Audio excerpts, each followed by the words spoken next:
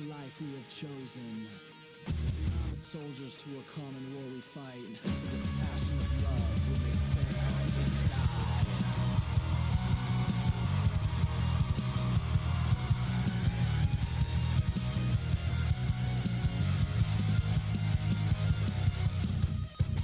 Slipping further, we're falling faster. We're growing stronger. Left eye grow weaker than I know. You break me down and you make me surrender. We are as Romeo and Juliet. Behind the eyes accept goodbyes. Will we fall back again? Live by as Romeo and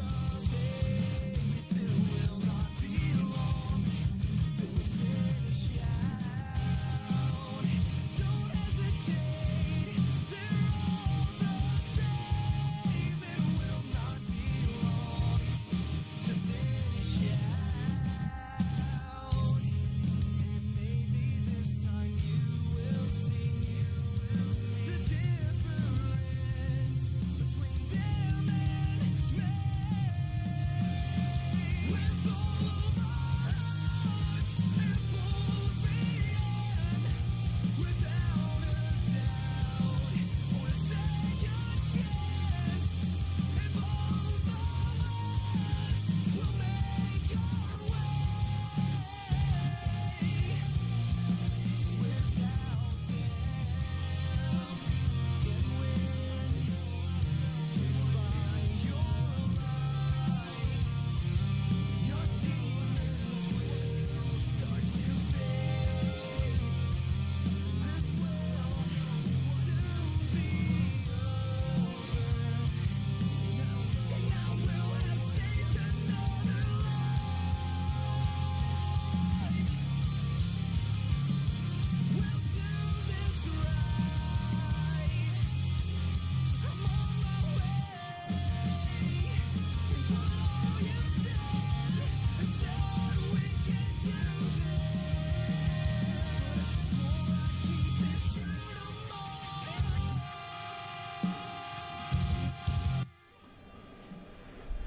Welcome everybody to another great week here with the Vigilante Racing League. We're coming from across the Atlantic Ocean over in Europe. We're coming at you from the Redbull Ring in Austria. And man, we're looking at a great, fantastic, and tough road course here this week. I am joined in the booth by Mr. Alan English. Alan, how you doing today, man? Man, I'm looking forward to this. It's going to be crazy. You've got NASCAR trucks on a track that was built for Formula One guys. There's really, really tight turns. As you pointed out during practice, there's lots of elevation changes. It's 2.68 miles, 9 turns. It's a crazy track. I can't wait to see how these guys are going to handle it. Yeah, and also down there on pit road, he somehow got his passport cleared. Don't know how. Adam Turner, did they check your suitcase for any extra cans or anything like that? Well, that's the thing. This isn't even America, bro. I don't know what's happening over here. Yeah, spent like 2 hours in customs trying to get rid of my Lone Star Light, and I don't know what that was about. Yeah. I don't know what's they're drinking over here, but I'm going to have some here in Pit Road today. It is super hot on this track, and these guys that are used to turning left all the time are going to have to turn right, and that should make for quite the display, especially when you're not even in America. Now, as we kind of go down through and kind of give you a little bit of a track map, as soon as I find the button, there it is. It's almost kind of looks like Sebring, but like we said, with some of that elevation, it is a little over 2.5 miles long, but don't let that distance kind of get to your head. These guys are running quick. This track has a lot of straightaways, not a lot of kind of sweeping corners. Everything seems to have a heavy braking zone, and look for big time checkups and people to make up some time in those. Gonna also bring us down to that key of the race, and that's gonna be keep it on track. We've been watching these guys kind of go around here in practice, and even the top 5-6 people that have set times out here, man, once you get some tires off and onto those rumble strips and curbs, it will turn around quicker than you know it. Talked about it during practice. The curbs that are just beyond the red and white checkered border there, the curbs that are behind that are not forgiving at all. If you hit them, and we saw even some of our best drivers, we saw Josh Bittner hit it a couple of times, and it did loosen his truck up quite a bit in one of those turns. I think it was turn 1, as a matter of fact. But you made a good point, though. A lot of these turns, these heavy braking zones, are accompanied by an increase in elevation. So uphill, is that going to help them kind of save some of their brakes? I think it will, as you know, anybody that's really driven in general, I would think you could tell, like if you're coming off of a highway, right, and the ramp is going up instead of down, you can kind of feel your car, or in my case, Mr. English, our big old 18-wheelers, that really helps you slow up before you get to the top there. So it should help these guys save the brakes a little bit and maybe push it a little deeper than they might normally try to, but at the same time, you still have to be careful. Yeah, you have to be careful. You do have 2 fast repairs. Vigilante Racing is taking care of that here. 45 laps, so it's 2.68 miles per go round here. That doesn't make much sense. It must be like 80 kilometers or something. I don't know, but it's going to be quite a long race, man. You're just going to have to, like you said, Brown, your deal, keep it on the dang track. If you can just keep steady, you don't have to be the fastest. I think my old saying is slow is smooth and smooth is fast, right? So that's kind of what you're going to have to use here. Guys, looking at, what did we say? What did Ricky tell us? About 17, 18 laps for a fuel stop. And hopefully these guys are practicing how to get on pit road, because it's kind of tricky. As we kind of watch there, Jonathan Osborne going for a little bit of a spin, but not able to hit anything. That's the other good thing about here is plenty of runoff. So not expecting to see too many drivers hit the wall, but you're definitely gonna lose a lot of time as our drivers start to kind of creep their way out here to take some qualifying efforts. We'll wait until our spotlight driver of the race decides to take a lap, and that's going to be George Rincon. If you listen to the podcast, he had a great little segment there about his other league, 3 Wide Racing, I believe is what it's called, and kind of just great general all-around guy. Someone I would say most iRacers would love to race against. Yeah, What's the name of that podcast so people can? It's called the Vigilante Report, and it's on SoundCloud. If you search for Vigilante Report on SoundCloud, you'll find it, or search Ricky Wittenberg. It's on his page under his name, so Yeah, check out the Vigilante Report. They're going to try to do it every week. Ricky does a lot for this league, obviously, and another thing he does, I think D&D race graphics is kind of his deal. Is that not right? That's correct. And the Keller Williams of East Tennessee, Johnson City area, if you're looking to buy or sell a house in eastern Tennessee, get a hold of those guys. It's they do have a Facebook page. They're on the interwebs. Check them out. Buying and selling a house is not something you want to just try to do yourself or hire some fly-by-night place to do it. Get professional realty folks to help you out with that. As we do take a ride here with George, as he's kind of doing his outlap, you can see him warming up those tires, warming up those brakes, and you just see all of these ridiculous elevation changes.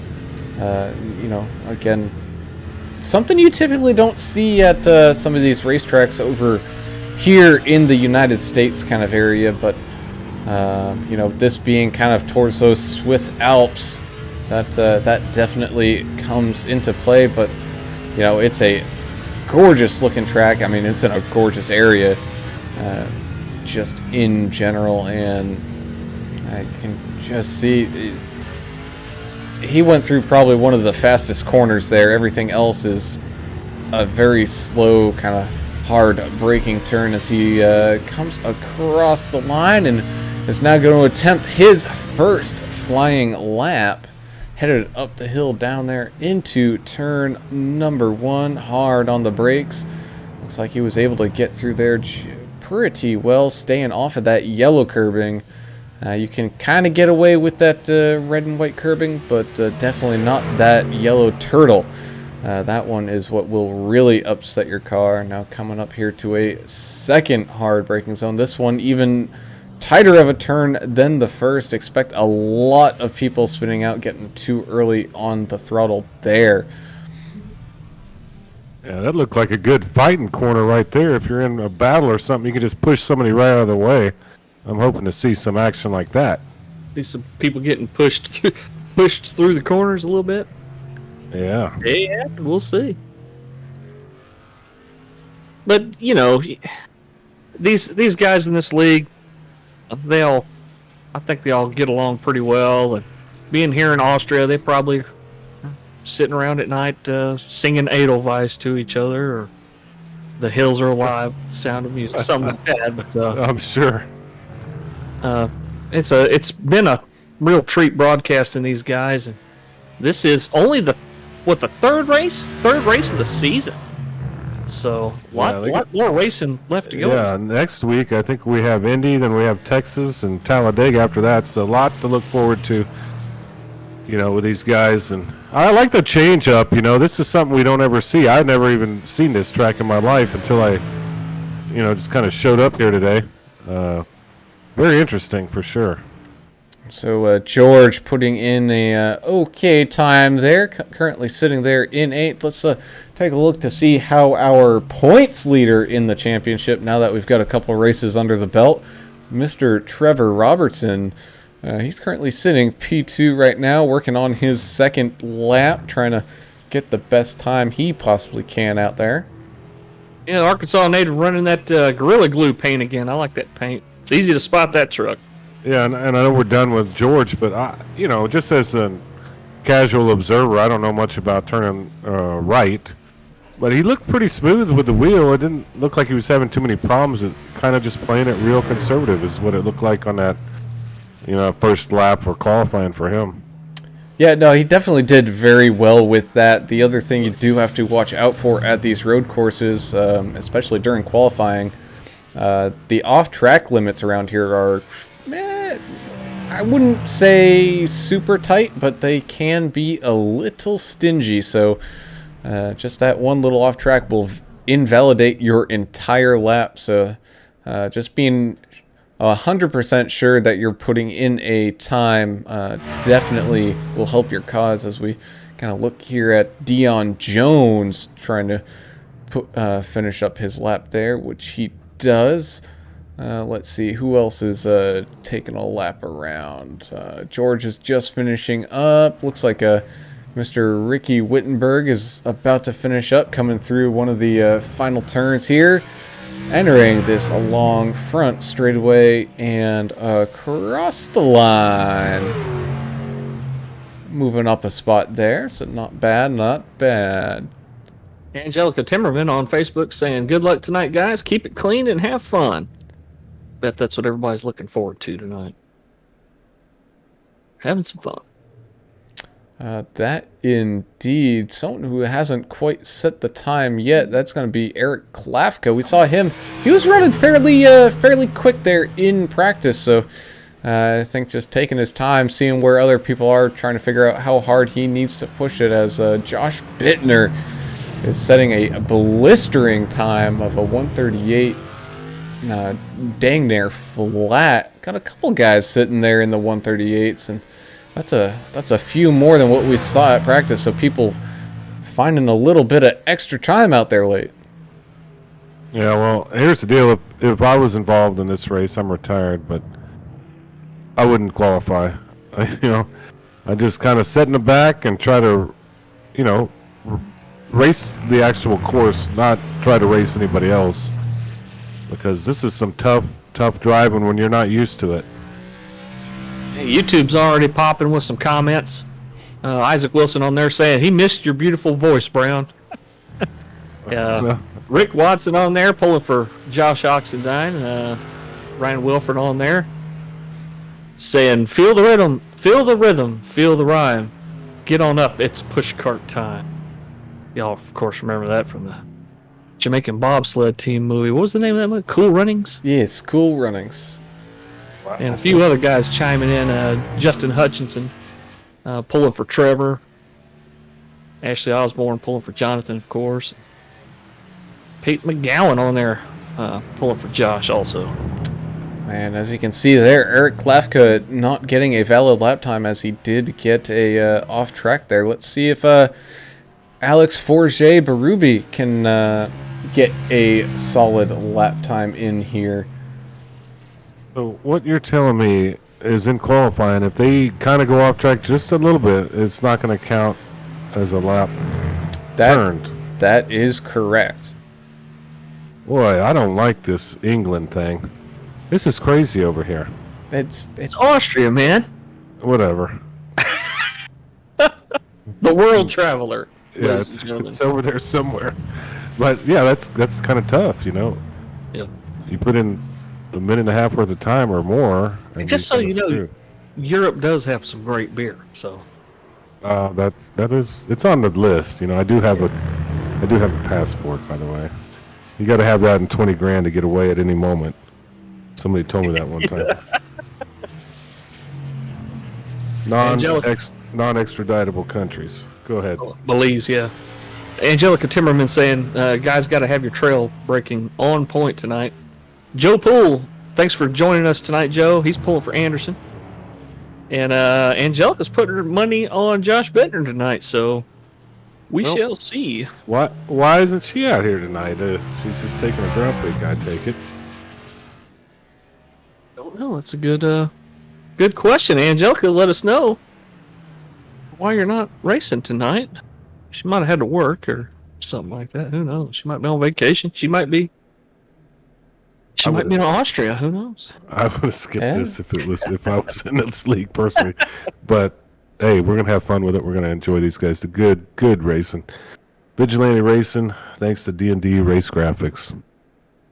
Yeah, and Keller Williams of Johnson City, Tennessee. Also, keep in mind, folks, that they're going to be picking a fan, what they call it, the super fan of the race. So keep the comments clean, keep them funny on social media. If you've got questions or anything, just hit us up. Angelica says she's got kids sports. Kids have sports tonight, so that's more important than this stuff. Yeah. So cool. Oh, yeah, the super fan of the race. You're going to be put into a drawing. I think And the winner is going to get what, $50 or something like that. That's cool. $50 gift card, I believe, at the end of the season. So, And this race is for money, is it not? oh yeah, they race for money here. Every race is for money, so makes it even more interesting every week. $25 to the winner, 15 for second, 10 for third place, and $5 goes to the fastest lap of the race. So it is possible to win some position money and get the fastest lap, but we shall see how it shakes out tonight. Well, it looks like these guys are going to start on kind of one of those stretches relatively close to the line. I don't know if they'll go around again, so let's run through this field here real quick. Josh Bittner coming away with pole position. Jeremiah Burke just not quite there yet, but still solid, sitting here in second. Timothy Pope did fairly well last week. He's sitting qualified to third right now. You got the 6 of Trevor Robertson, your current leader in the points. He's going to be starting here in fourth. Jess Vaught in the 33 is going to be starting in fifth, with Simon Cobra Sregis in sixth. Zachary Self will be starting here in seventh, with Jonathan Osborne starting here in eighth. The 88 of Klafka going to be here in ninth, with the 28 of George Rincon rounding out your top 10. 55 of Ricky Wittenberg starting 11th. The 00 of Jacob Schaffet starting 12th. The 5 of Tyler Green in 13th. The 63 of Josh Oxendine in 14th place. The 4 of Deion Jones starting 15th. The 20 of Zach Wheeler starting 16th. The 01 of Kelly Cool in 17th. The 3 car of Austin Paul in 18th place. The 17 of Brian Jablonski, 19th. And starting out and rounding out your top 20, the 29 of Dave Hot Rod Mayberry.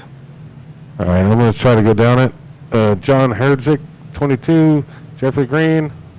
Jack Dixon, Michael Everidge, Albert Anderson, Alex Forget Berube at 27th. That's kind of a surprise. And then Russ Kilgore in 28th position. All right. Going green. Excellent. As the pace truck's coming down, we're going to keep it on the blimp view just in case any crazy carnage goes on as we come across the line, taking the green flag for the first time here today. Josh Bittner leading us off down into that turn number 1, and you can just see, as we got cars being checked up. Everyone got through there actually fairly well by the looks of it, as Josh starting to run away a little bit out there up at the front. Another hard braking zone coming up here for turn number 2. I mean, look at that thing. That thing's dang near 180 degrees. And, man, they're going through there fairly clean once again. Looks like the 020 of Cobra Sri just got into the back of the 6. The 6 has got some pretty good damage to his tailgate. So, Yeah. these guys definitely looks like they practice their restarts. As you look at that mess of trucks coming slowly down this hill into the next corner, and someone who's got a nice little bit of some space is Josh Bittner out there out front. He's opened up a 0.8 of a second lead over Jeremiah Burke, which is a lot, but at the same time it could go away quite quickly here. 33's around. Jess Vaught's in the gravel. Looks like he's not stuck, though. He's waiting for traffic to go by. As he gets... Oh, my goodness. I believe that was a Kelly Cool. Was just not able to avoid that, so Jess Vaught with some heavy damage up that inside fender, kind of where that door is already, as kind of goes... Might be using a fast repair early. Yeah, and I know we got a lot going on here, but I've been watching Alex Forget Berube, and this guy is just smoking up to the front here. He's up 12 already, I think, maybe 13. So keep an eye on him. He's always fast. Hot Rod Mayberry was off track for a second, but was able to collect it and get back running again. As you could see Alex shoot up the inside of Austin Paul, moving himself up into 14th. He still has a little bit of work to do to get himself into that top 10, but you know what? At the pace that he's going, that could be fairly quick, as it looks like Trevor Robertson is closing in on Jeremiah Burke for that second position here. if they ever get any wildlife on the track here in Austria. I mean, what a beautiful place, and I can't imagine that every now and then they don't get a deer across the track. A doe, a deer, a female deer. Whoa! I just saw a little action in front of me. Everybody's moving around. A doe? Would it be a red stag? What do they have over there? Oh, I don't know. Axis, maybe. Oh, okay.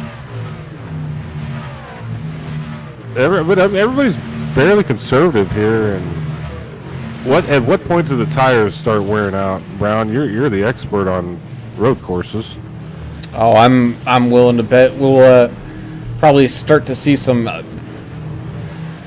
very noticeable tire fall off by lap 10, and knowing that this is a 45 lap race, I'm expecting to see quite a few people use the 15 and 15 strategy here. Yeah, and I guess another way you could think about it too is, it's all dependent on the driver style and how aggressive they're being.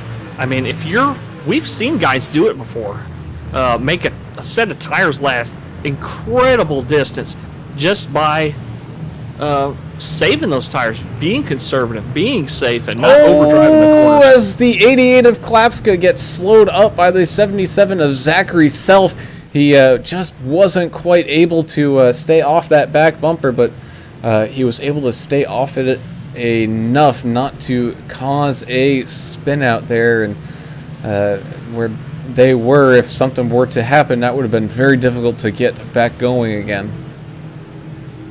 Well, I don't want anybody to hit that number 77 car. He's got Chick-fil-A on that car. We can't damage that machine. That's Josh Bittner just setting the fastest lap of the race that last time around, and starting to kind of look at these off-track counts from some of these people. He's doing the best out there, or one of the best out there. He currently has 0 off-track, so good job from Josh keeping those tires on that racing surface. As, man, you can see behind him Timothy Pope just pushing wide through that last corner. You could see that he lost a bit of time, but not as much time as Trevor Robertson did, apparently, as he fought up to that back bumper really, really fast, as looks like Kelly Cool might be having a little bit of an issue. Yeah, him and Michael Everidge just found himself in a gravel trap, but he's out and running again as well. So take a look back and kind of see what happened here for Kelly Cool coming up into, I believe this is turn number 2 or 3 or whatever they want to call it, and yeah, just not being able to slow down quite enough, and that's, at least 5, 6, 7 seconds lost. A couple people on YouTube got my little Sound of Music reference there. Good on y'all. That's good, because you're working harder than the real Mrs. Poindexter. I know that's a fact. Yeah. Yeah, Eric Klapka got off track just a little bit, and it's going to slow him down. He's going to lose a couple positions there. Yeah, it looks like, John Herdzik actually ended up towing to the pits. Let's see what happened from him, if we can. Looks like he's going slow. I don't know if engine died out or something on him there, but he had an incident earlier, I know that, and that could have affected him for sure. Watch them temps, man. Sneak up on you in a hurry. As Trevor Robertson, he's got a little bit of some company from Mr. Timothy Pope sitting right there on his back bumper. Oxendine's around again. He spun, got it back on the track, and spun again. He's back rolling, though, sitting back at 14th right now. Josh got some guys pulling for him. That's 63 truck tonight. That's go to the right replay. Ooh, that was almost very bad for Oxendine, as he was coming around right in front of a couple cars. So good job from them to avoid a big-time wreck that could have ruined some races. But yeah, I'm telling you, you get those tires just a little bit off, maybe just a little too much brake pressure in there as well. These trucks get unsettled very, very quick and go away. Just Yeah, that. and Kelly Cool is getting lapped right now. He's giving everybody a lot of space and having a tough time out there. Great classy move by Kelly Cool to get out of the way, get off the track, let the lead laps come around, and lead lap trucks come around, and not fighting them for position.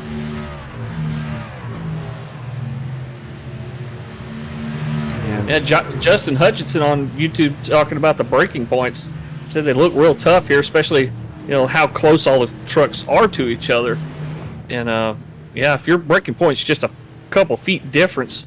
Yeah, but how about another a question for y'all? Is there any brake fade, on a track like this? Would you have any fade after? I don't know if iRacing simulates brake fade. It is a real issue. Not just driving trucks or race cars or whatever. I don't know if iRacing simulates. Dion Jones into the wall. Let's see what happened here. Sorry to cut you off. I'll let you finish. You're good. Oxendine's around again. Tyler Green's around. Pit entrance. So that tire wear is starting to come into play here on lap 5. Now let's go take a look at what's happened to Mr. Oxendine, who's having a hard time of it here tonight. And I know he's one of the ones that put in a lot of practice. And man, he didn't really hit anything or do anything wrong other than maybe trail brake a little bit too hard. Yeah, and the Ford didn't look like he had much damage from tapping the wall. He looks like he barely got into it there. So we can see these guys really starting to kind of struggle out there. The top few people, though, they're staying fairly close to each other, running at a really good pace. You got Jeremiah Burke. He's caught back up to Josh Bittner's back bumper there. So that gap has closed down considerably, down to just under half a second, as Jeremiah using every inch of that curbing as he could to get the best run possible off of that final corner. You also got George Rincon. He's on the back bumper of Simon Cobra Sregis and Jonathan Osborne. Out of a lot of these tracks, as much as technology and all that doesn't make that much of a difference, I think Jonathan and his modified controller setup might actually have a slight advantage here. Yeah, I'm watching the 19. Our buddy to the north of the border up there in Quebec, Alex Forget-Barubé, up 16 positions right now. Sitting in 11th. He's knocking on the door of the top 10 right now, right behind Ricky Wittenberg. He's coming, and I think that you were talking about Jonathan Osborne. Yeah, I think that may help him, but it's also the skill that he has. Our spotlight driver from last week. It's the skill with using that controller, and he's making some dang good laps here. I was watching the timing there for a second, and the gap to the leader was down almost to a tenth of a second, but then it quickly expanded back to half a second. So, man, both Josh and Jeremiah, they're leaving this one out there on the track. They're not playing this one all that safe. I think Jeremiah's doing that thing where he's just trying to stay with the 84, trying to put a little bit of pressure on him just to make sure he knows that he's still there and maybe force a mistake or wait for him to make a mistake. As George Rincon has a little bit of an issue, gets into the inside wall. Doesn't look too bad there. It looks like Zach Wheeler also had a slight issue. Let's see if we can't get an angle on that. Deciding to dirt track it across that turn, but wasn't able to quite hold on to it. But still, just a little bit of grass and back out on there and running. You got Jonathan Osborne getting passed right now by Simon Sregis. He's having a pretty good night. He's staying about where he started, which, I mean, in the grand scheme of things, that's doing pretty good here. Actually, Osborne pulling for Jonathan on on YouTube saying, "You're so good at it, let's show them." That cat can drive, I'm telling you. Yeah, I don't think we've seen him getting the grass or the gravel like all these other guys. He got a little loose. He just got loose just now again. Tires could be affecting him. It's would be my wiggling quite a guess. bit, that truck, yes. But he's hanging on to it. That he is. As we got a pass for the lead right now, Jeremiah Burke looking to make a move up the inside, coming into this final section. A little bit of contact, sending Josh Bittner a little wide, but still not too bad. He's going to be able to get the undercut. Oh, as they both break loose coming off of that corner. They're both going to lose a lot of time, but Jeremiah Burke able to steal the lead away from Josh there. But all that fighting, they had a 4-ish second gap to Trevor Robertson behind him. That gap has closed by about a second. Yeah, Trevor. Go ahead, sir. No, just a little early to fight, I think. But, hey, they're fighting, and I don't think we've seen the end of this one because we're going to run into some lap traffic here. We knew that was going to be a factor. When we were talking to Ricky Wittenberg before the race, he said there may be some frustrations from these lead lap cars as they come into lap traffic. But hey, that's part of racing. That's part of the game. They're going to have to deal with it. They're going to have to figure out a way to get around these guys safely. Yeah, you own the front end of that truck. That's you right. own it. So don't worry about what they're doing. You have to worry about what you're doing and do it safely. Is what kind of crime is it to fight in the haulers in Europe? Is it felony? I don't know. Probably just get deported. Kelly Cool is off the track and stopped. The 14 is also off track, but he's able to get it back running.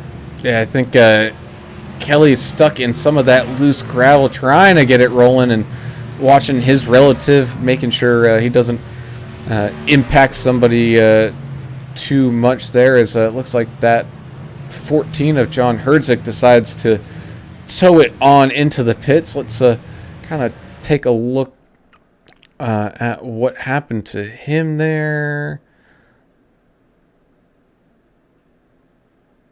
Oh, it looks like he and Kelly Cool, as Kelly Cool was kind of slowly coming across the track. 14 had pretty much nowhere to go other than stop, and he tried to, but that gave him a fairly hard impact. So man.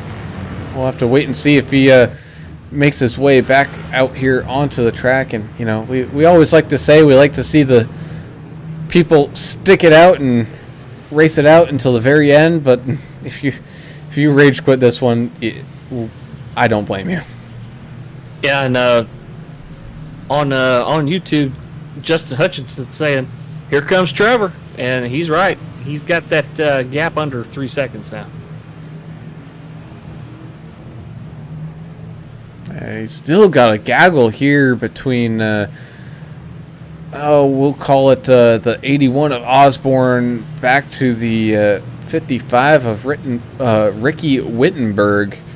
So that's 7th, 8th, and 9th all together fairly close. So these guys all running about the same pace. I have a feeling they're probably all running the whole, let's just survive this race and see what happens at the end kind of strategy, which typically at road courses, that works fairly well, as Eric Klafka's also sitting in there.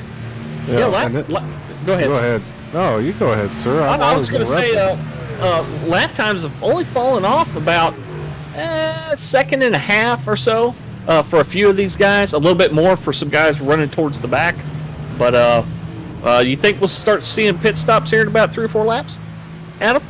Yeah, I think so. I think, like Brown said, lap 15, if you want to cut it into the race into thirds or, whatever this technical crap is y'all talk about.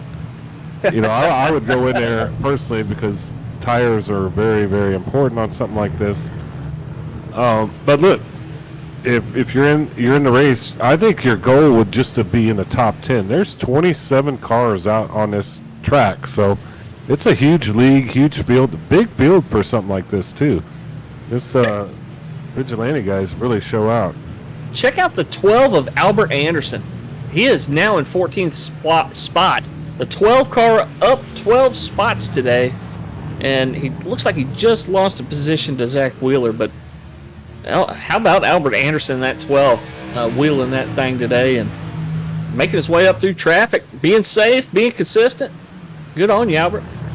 And right up until then, that's what we were kind of following. It was difficult. You kind of had to know your driver number that you were kind of rooting for there, because some of that traffic was lap traffic and others were even more lap traffic. So, man, this although this is, dang near 2 3/4 miles, there's trucks on just about every single inch of this thing. Yeah, they're spread out quite a bit, and it's kind of hard to get the feel of what's going on out there because it's such a huge track. But I'm still looking for deer, like English was talking about.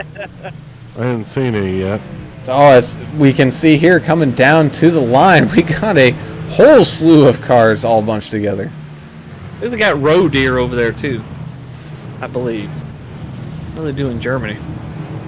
Side-by-side action coming through the tracks here, or coming through the turns here. The 40 or the 88 and the 4 side-by-side. Eric Kalafka climbing up. He's now in 7th place, up a couple spots from where he started.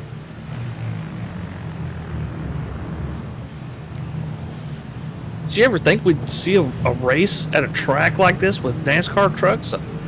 It has not disappointed. It's a crazy combo, but it hasn't been terrible. That a few guys have had some issues, but very clean and pretty fun to watch.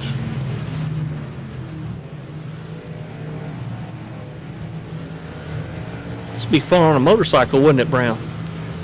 Oh, I'd man. love to run this track on a bike. I wouldn't mind a F1 car either, to be honest. Yeah. Now, if we're talking, the 4 Deion Jones just spun out. I think he dropped a gear or something there, and that can happen. As you're going into a corner, you drop a gear and maybe one too many, and now he's doing donuts in the grass. Yeah. A lot of shifting here, getting out on the really tight turns, Brown.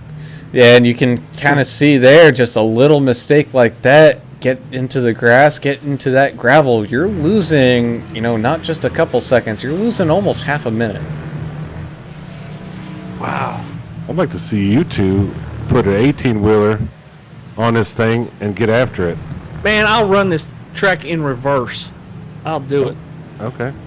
I wish I could make that happen. With doubles. No, I'm just kidding. Well, that would be a interesting Smokey and the Bandit song, eastbound and up, down, left, right. In reverse. In reverse. In the Eastern Bloc as well. We're not that far east. I don't know where it is. It's close enough. Kind of. Go ahead. You're geographically challenged. Take a look here with the, I believe that's a 25 or 29, of Dave Mayberry. Man, he is in a absolute gaggle. He's pretty much a lap down compared to the rest of these guys, and holy smokes. We'll get the 15 running kind of slow here too, as trucks are diving to try to get around him. He's taking the outside line on a lot of these turns, trying to give these guys room. And he's got some traffic behind him, though. Hey, he's 15 Jeff Green. We hadn't said his name As yet tonight. our first taker coming down pit road, Josh Bittner. Excuse me, he's not not the actual first one, but the first one that really hasn't had any issues that maybe have warranted that pit stop quite yet. So coming here on what lap is this? 16? 14, excuse me. Yeah, a little bit early. So, but as we mentioned, the pit window for fuel is going to add a little bit of flexibility in this. So maybe he's pitting a lap or two early before the 1/3 point, just so pit road's not as crowded. As someone we haven't talked too much about in the last couple of weeks, that's Mr. Mike Everidge in the 82. He's currently up quite a few spots there, sitting in 16th, having himself a fairly nice run, and just kind of based on the off-track count that I can kind of see, he's been running fairly clean as well. Yeah, he's one of the 3 wide guys, Kentucky native, the 82. He did have a couple of off tracks earlier, but looks like he's got this track figured out.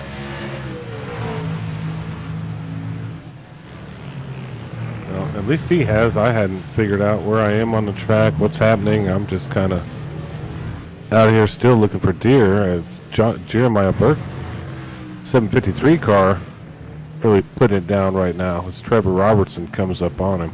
And Justin Hutchinson on YouTube also saying it might be a little bit too early to pit, but he's got some flexibility with that fuel. I'm sorry, Brian. Go ahead. Austin Paul spinning out coming into one of those turns, and man, he was pretty lucky, not quite blocking that track. But don't look now up here, up at the front. Trevor Robertson, he has closed that lead gap considerably. Both these guys have not pitted yet. Jeremiah Burke still leads, but he's now got that orange truck of Robertson sitting right there in his mirror. And we've seen Jeremiah make some bold moves early. Let's see if Trevor's gonna be about that same boldness. Yeah, Trevor's taking care of them tires. I mean, he's doing a great job of tire management right now.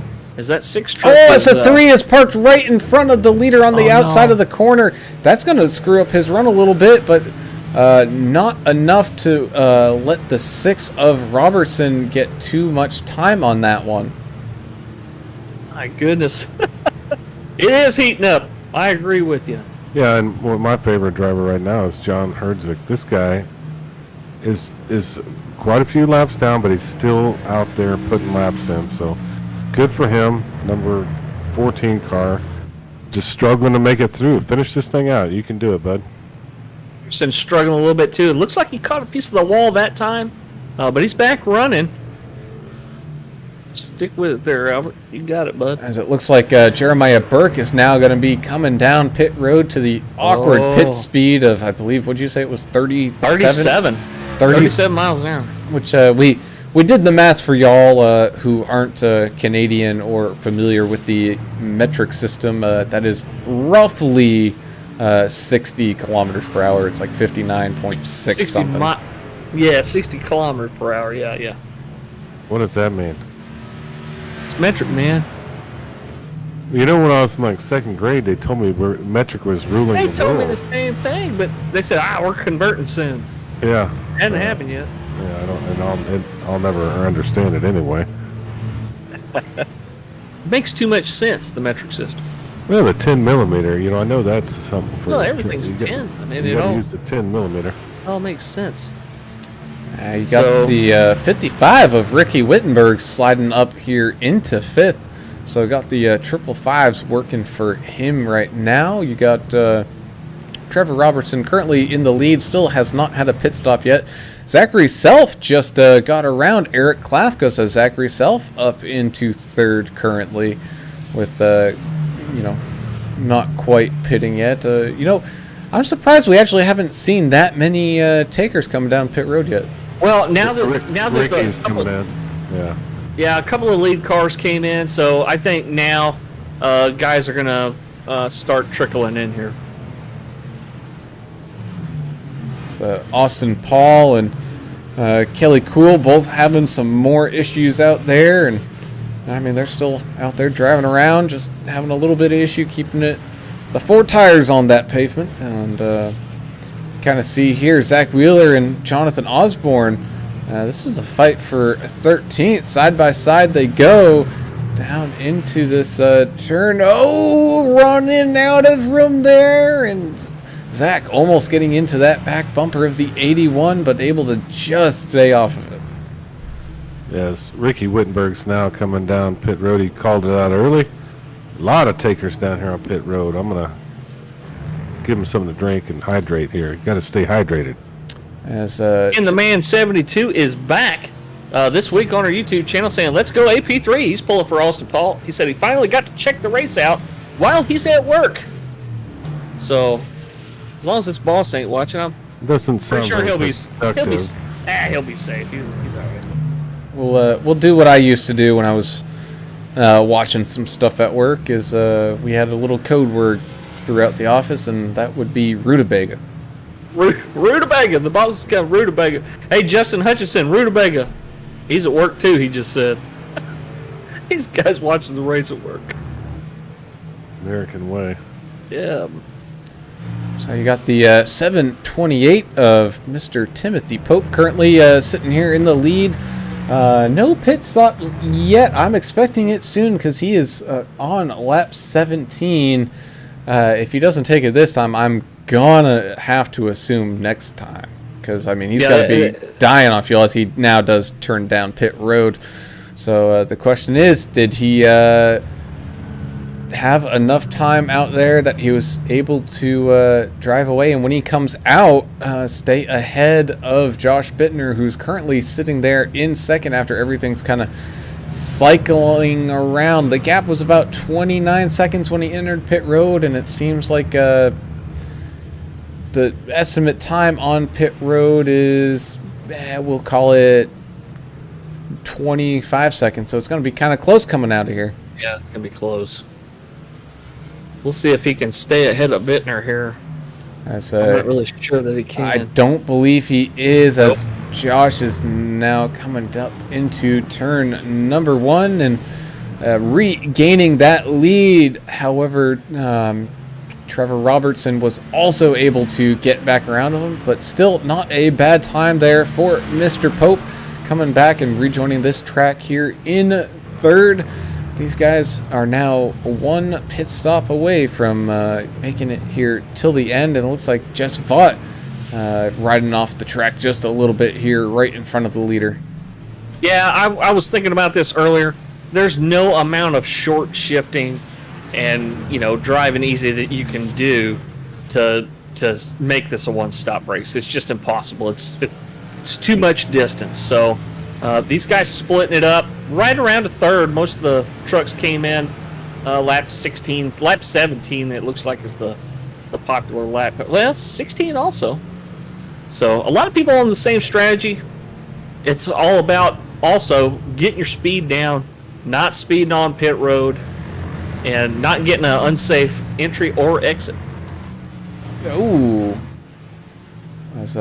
Apologize. I wasn't able to see who that was as these guys went flying by, but he was kind of parked there on that outside apron, and you can see the gap here between Josh and Trevor is a little over a second, about a second and a third. Let's see if Trevor, he found some speed late there in that run, so I wonder if he's got some tricks up his sleeves with saving those tires that some of these guys don't quite got.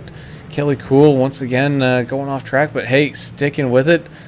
Same thing with Jeff Green, not having the best of races out here, staying about right where he started there in 23rd. But still, if you're not losing positions, that's pretty good. So you got guys like the 63 of Josh Oxendine, who's got some followers on YouTube that are kind of worried right now. Rick Watson, kind of worried about his buddy in the 63 here, though. But hey, this is a pretty good long season. He's sitting in the top 15 right now, I believe. Yeah, he's sitting 15th place. So as long as he can come away with some points tonight, it's not a total loss if he's not in a money winning position. As it looks like Trevor Robertson just set a blistering time, a 1:37.78 on those new tires. Good gracious, that's dang near half a second, maybe even more than half a second faster than Josh's fastest lap. So that closed the gap down considerably.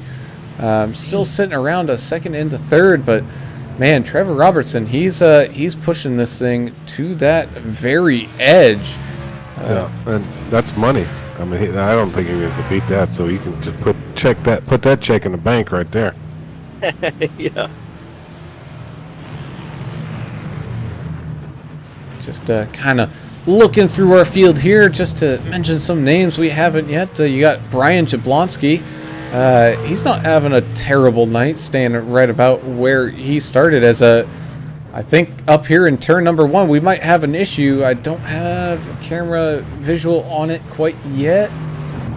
Nope, everyone was able to get through it. I thought I heard some tires spinning, but everyone had made it through there just fine. One of Cool is off track, sitting on the inside of the turn. Looks like he got it back running. Sorry, bud. Let's, you know what? We'll play a little bit of a mini game here and ask you guys out there in the Facebook land for Mr. Kelly Cool. He is currently sitting at 23 off tracks. What do you think the total number of off tracks for him today will be? I know he's having a rough night out there, but you know, man, it's sticking it out there. That's Adam, what we like to see. That's what you call high math, isn't it? Isn't that what you call high math? High math is something that, Louisiana it might be called that. It's called multiplication to you, I guess. Yeah, for regular people, we call it other things. But, Oh Lord. Yeah. If you can't weigh it on a scale like a gator or something, I don't think y'all know how to do it down there. Or if it has anything to do with how many beers you can get out of a keg or something, you know. Yeah, we can do that. That's high math for y'all. Now, I don't want to hear anything coming from Kelly because we're just picking on him, but he's not the only one with a high off-track count. You also got Timothy Pope. He's currently sitting up there in 4th.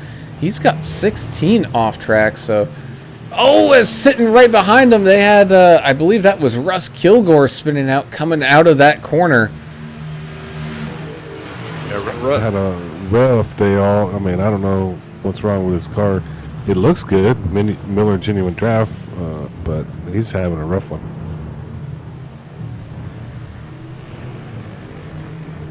Who was the super fan of the race last week? Do y'all remember? You remember who it was? Well, that was your job to write it down, and I know it's written down somewhere in the archives. So don't worry, whoever it was. You know I'm what? sure, I'll go back in my notepad and try to find that. I bet our peeps will know on YouTube. I'm sure I'll get told here in a minute. Thank all you guys that are on YouTube and Facebook and Twitch for watching. The viewership is the reason why we do this. We love connecting these drivers with their family and friends so they can watch them do a hobby that they love to do and get some exposure for some of these businesses like D&D Race Graphics and Keller Williams of East Tennessee, Johnson City area. So this online streaming thing for iRacing has really taken off last couple of years, and we're proud to be a part of it. We really enjoy it. To answer that question, that would be Mr. Brett Vinson. Was a super fan last week. So we're guaranteed to have a different guy tonight or gal. Yes, Mr. Vincent is not watching the race tonight. It doesn't look like. We can see Mr. Klafka jumping up to that back bumper of the 81, Jonathan Osborne, trying to fight his way up into a 6th place position as Jonathan runs very wide, exiting turn number 1. That's going to leave a big opening for Mr. Klafka to drive right on through, and not only that, that's going to let Simon Cobra 3 just right on through as well. Come on, Jonathan, you got it, buddy.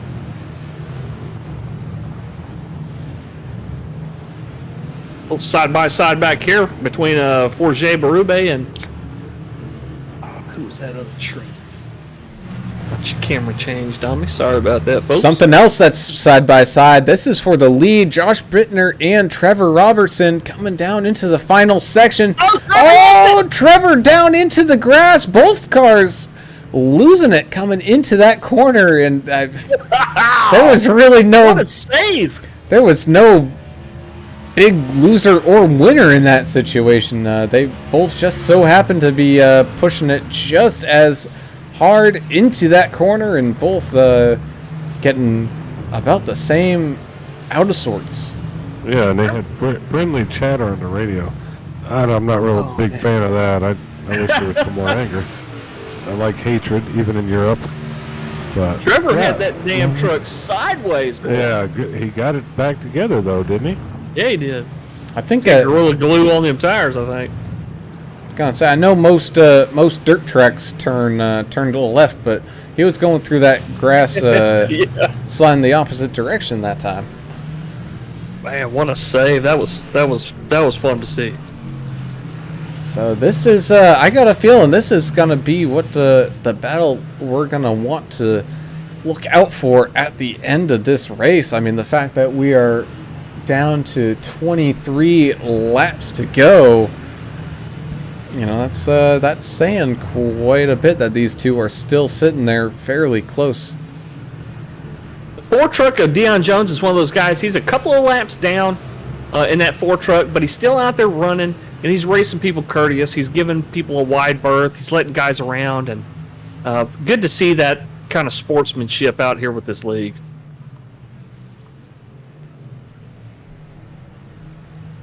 Oh, as it looks like Eric Klafka going deep into that gravel, able to join back out onto the track, but you can see all these trucks able to get around him. Not all of them were for position, so he's not losing too many spots here, but still, that's a lot of time lost. So YouTube and Facebook are popping right now.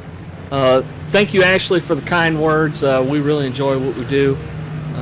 Justin Hutchinson pulling for Trevor. He's saying, "Hang on to her, bud," because he was watching along with us as that 6 truck got sideways. And Chan the Man 72 saying, "I think this has been the best commentary so far in the season."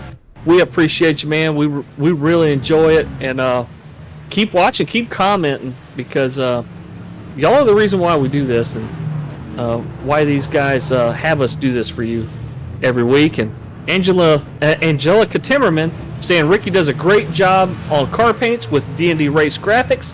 She can't wait to show off her new Back the Blue paint next week, as we love those kind of paints, I'm telling you. So we took a quick action replay of what happened to Mr. Jess Vaught, just getting into some troubles there in the second kind of hairpin turn, and he was able to just barely hang on to it, but now he's got... Did I miss something? I did. I'm going to have to go and get a replay of that. We have a new leader, and that's Mr. Trevor Robertson. Let's go. Holy smokes. Let's go and see that pass now. You can see there the... looks like Bittner got slowed up by Mr. Vaught there, and Trevor Robertson wasn't going to sit around and wait for them to figure it out. He took matters into his own hands, and that's using that lap traffic to your advantage. And Ricky mentioned this. He said this was going to happen, and lap traffic was going to be a factor, and it looks like these guys are using some of these lap cars to their advantage here. Well, you might as well try to use them as a pick if you can. I mean, take advantage while you can. Just try not to, get caught up in it, especially if you're the lead car coming up on them. Kelly Cool posted on Facebook, "Sorry for the T-bone to Jess on the first lap." Well, in your defense, Kelly, Jess looked like he was waiting for everybody to come around, then he kind of eased out in front of you there, so I wouldn't put it all on you, Kelly. I remember that. That was just a mistake. It happens, especially here on a track like this. Sometimes there's nothing you can do, Yeah, there was a deer in the way, so we cut that's sideways. what it was. And, things happen. And, hey, we always have next week when we can only turn left, which is more fun to me. But I know some of these road guys like Brown enjoy this type of stuff. Man, Russ Kilgore having a tough time out there today. Even though he's up 4 spots, he's looks like he decided to tow it off into the pits and maybe try to get some new tires and get this thing back rolling again.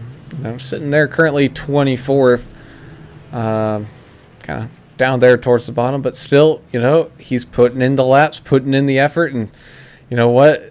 All that's going to help is him later on if they go to another road course, which I think they do. That yes, the 1st of December they will be going to Watkins Glen. So this is some good practice, getting used to these trucks under road course conditions. Well, that's America, so let's just bring it on home. I don't know if these Euros they're used to this kind of racing, It might be too loud for them. They're used to that wing ding of that motorcycle sound in F1 car. So. Sorry, Josh. Justin Hutchinson on YouTube pointing out that more lap traffic is coming up for these guys. And that's going to be a factor as we continue to see that happen again and again. Who said that? Justin Hutchinson. Okay, Justin Hutchinson. Put him down and just put a tally next to his name. He's making our job easy for us because I'm kind of drifting off. I can't tell who's doing what and who's where.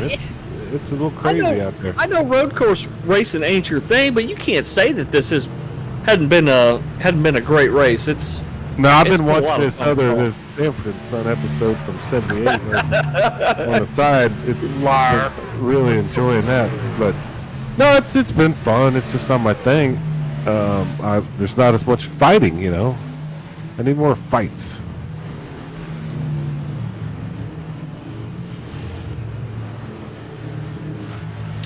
Well, I will say someone who's been doing a bit of fighting here today, that's going to be with Jacob Shoffett. He's had a little bit of a rough go of it today, coming out of Lufkin, Texas by the looks of it, in that 00 truck. Oh, East Texas boy. That ain't too far from me. That's about an hour and a half drive. Okay, now I'm interested. I'm going to start watching Jacob Shoffett. It's down the other side of Nacogdoches, I think. Yeah, it's up in East Texas, Piney Woods. As we can kind of look here, the 82 is slowing up. Jeremiah Burke and Timothy Pope up a little bit, so that's bringing that fight for third, getting that thing back close together. And these guys have a little bit of a gap, about 5.5 seconds up to second. So if they're going to fight it out, might as well be for third, right? Yeah. And like we were talking about earlier, the last week's Spotlights race driver, Jonathan Osborne, just clicking those laps off smooth as ice. He's not position 7, just kind of steady, holding steady. Good for him because that's going to gain him some points. If he can keep that position where he's at. Oh, is Pope getting loose? Hold on to it, but don't hit that wall. With the slightest of love taps, but man, did you see that trampoline? Oh, as he tried to whip that truck around, he slapped that wall. So Chan the Man 72 and Justin Hutchinson both saying, we're probably coming up on pit stops here pretty soon with about 15 to go. So doing our job again for us. I like these guys. I like them, but chalk them down, put them on the tally board. Justin's saying whoever short pits should win. But we'll see how it goes. I mean, these guys that push it a couple more laps, if they're taking care of their tires, they'll have newer tires come the last lap. But we'll see how it goes. Jeremiah Burke's coming up on some little bit of traffic there, position 3.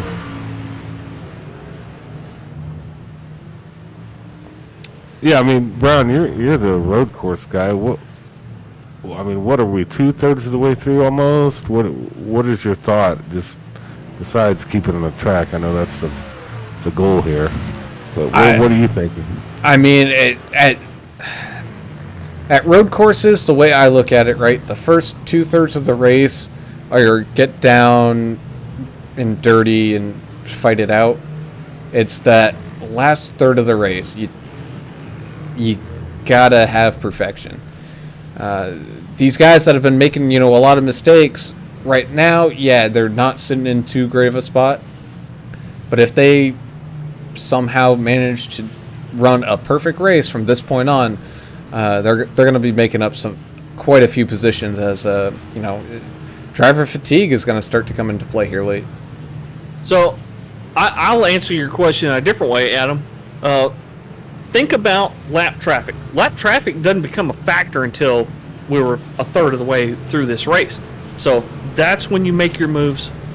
The first part of the race, you hit it as fast as you can, make as much track position as you can, because you're not going to get full course yellows here. So make up your time then before you start hitting lap traffic, because lap traffic is going to affect everybody pretty much the same way.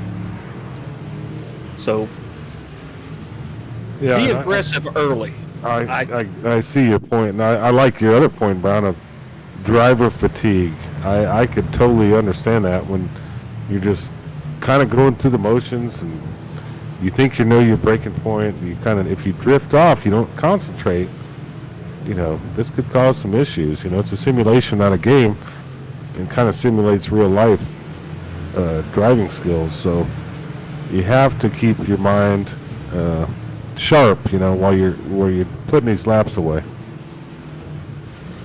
I'd like to say a special shout out to Lori Vaught, who is the chief admin on these races for Vigilante Racing League.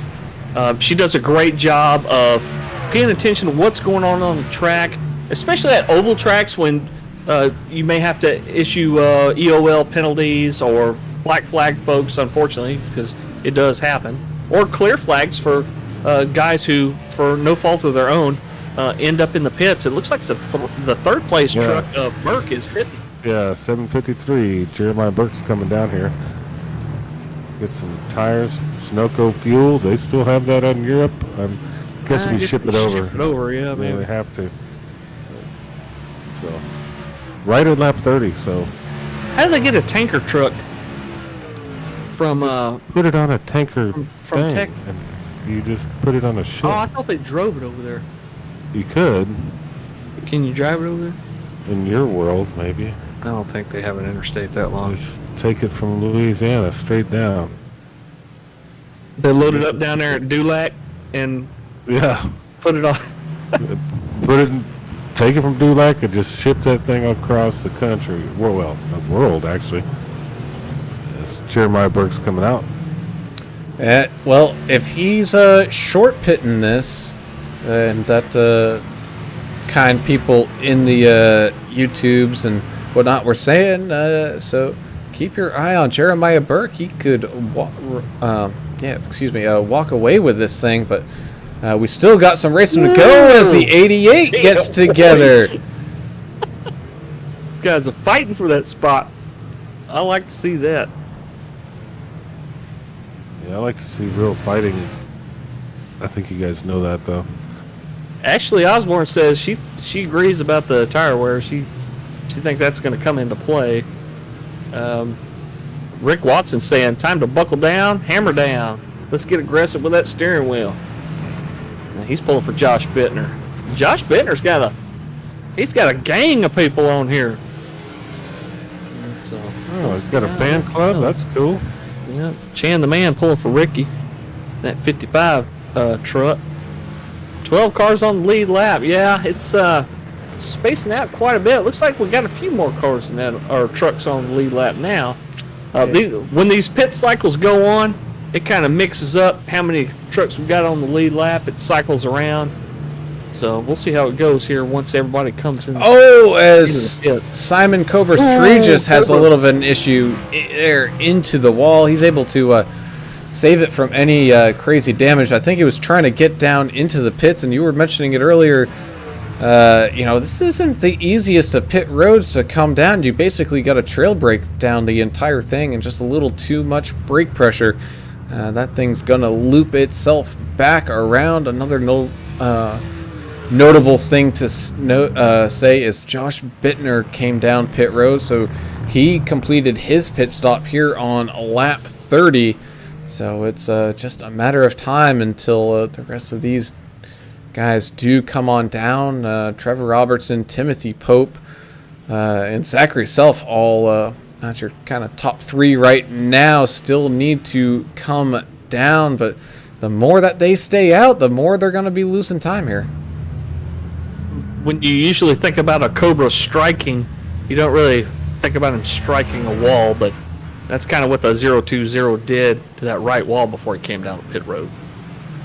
Wow, I see what you did there. That was nice. I thought you hated my puns. Well, it wasn't good, but I'll roll with it.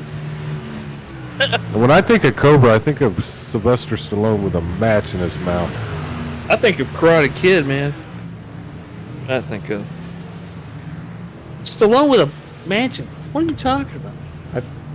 The movie Cobra. So he had a match in his mouth, matchstick in his mouth, and mirrored sunglasses. Look it up. What about the greatest underdog story of all time? Dodgeball. Oh God. Oh Lord. Yeah, that wasn't bad either. It wasn't like these guys are doing karate in the garage or anything. Oh, as we got Yeah, some but- contact Yeah, that was cool. between Zachary Self and Jeremiah Burke there. Little side-by-side door rubbing action going on. 5 cars smacking each other. You ought to like that, Adam. I do, but I think that, one of them has better tires, one of them doesn't, Zachary Self, I think he needs some tires, and maybe he's doing a long game here. He's still out there in those older tires, but you can tell the difference there with Jeremiah Burke. He's Moving got pretty quick. And the 6 has still got a great gap on the 728 truck. So Looks like it's actually increased a little bit here as comes he Robertson down pit road. as he comes Sorry, down. Yep, no, as he comes down pit road. So we're basically now going to look to see how quickly Josh Bittner can A, get around Timothy Pope, and B, get back around to that pit exit line to see kind of where these guys shake out. I got to assume Timothy Pope's probably going to be pitting here any second now. I know he pitted last on lap 17, so he is definitely due, but he is not pitting this time.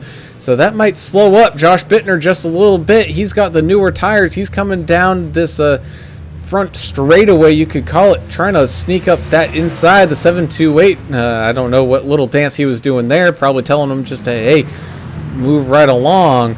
And he does. Rear damage. And here we go. Trevor Robertson coming out of the pit side by side with Josh Bittner. It looks like Josh Bittner's just able to get around Josh him. holding on to it. Wow. So here we go. 13 laps to go. And this is your gap between first and second. And what do you think? Are those two extra lap newer tires? They're going to help Trevor out as we try to finish this thing off. These guys are so good on tires. I think by the time we get to lap 45, the 2 lap difference will probably kind of level itself out. It depends on how these guys drive it. We'll see here. And the 720. Pope's off the track. Yeah, what happened there?